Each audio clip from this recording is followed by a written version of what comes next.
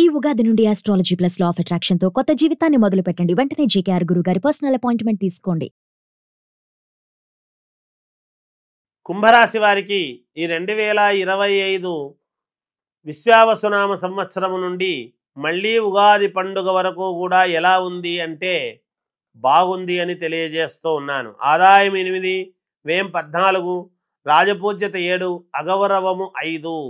ఖర్చు పెట్టేటువంటి చోట మాత్రం కొంచెం చూసి జాగ్రత్తగా ఆచితూచి అడుగులు వేసి ఖర్చు పెట్టండి. రాబడి బాగా ఉంటుంది, కానీ ఖర్చు కూడా అలాగే ఉంటుంది. కాబట్టి ఎంత వచ్చిందో మొత్తం అంతా ఖర్చు పెట్టాలి అనేటువంటిది రూల్ ఏమీ లేదు. కొంచెం తగ్గించుకుంటే మేలు జరుగుతుంది. ఆలోచనలతో నడుచుకోండి. ఏ పని చేస్తూ ఉండినా, ఎటు అడుగు వేసినా ఒక్కసారి ఇది కరెక్ట్ అవునా కాదా అని మిమ్మల్ని మీరు ఆలోచన చేసి ముందుకు అడుగు వేస్తే విజయాలు కలుగుతాయి. బంధువులతో జాగ్రత్తగా ఉండాలి. కావాల్సినటువంటి బంధువుల వల్లనే కొన్ని ఇబ్బందులు వచ్చే పరిస్థితి ఉన్నది.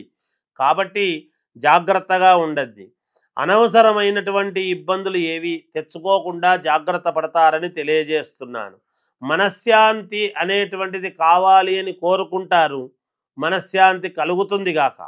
కీర్తి ప్రతిష్టలు ఒకంత తగ్గేటువంటి పరిస్థితి ఉన్నది.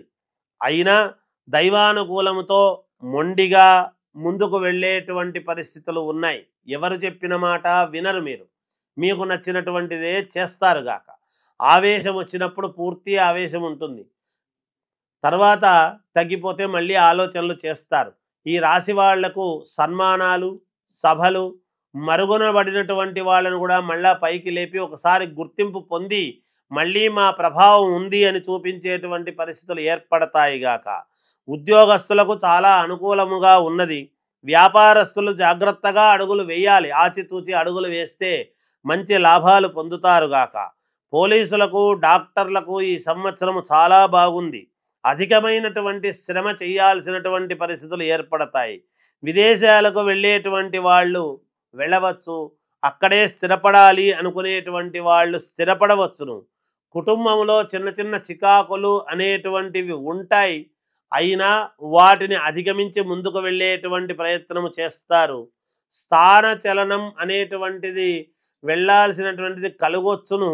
కానీ మళ్ళీ మీ యొక్క ఆలోచనలతో ఎక్కడికి వెళ్లకుండా జాగ్రత్తగా ఉన్న చోటనే అనుకూలవంతముగా చూసుకొని విజయాన్ని పొందేటువంటి పరిస్థితిగా ఉండబోతూ ఉన్నది అని తెలియజేస్తూ జయోస్తు.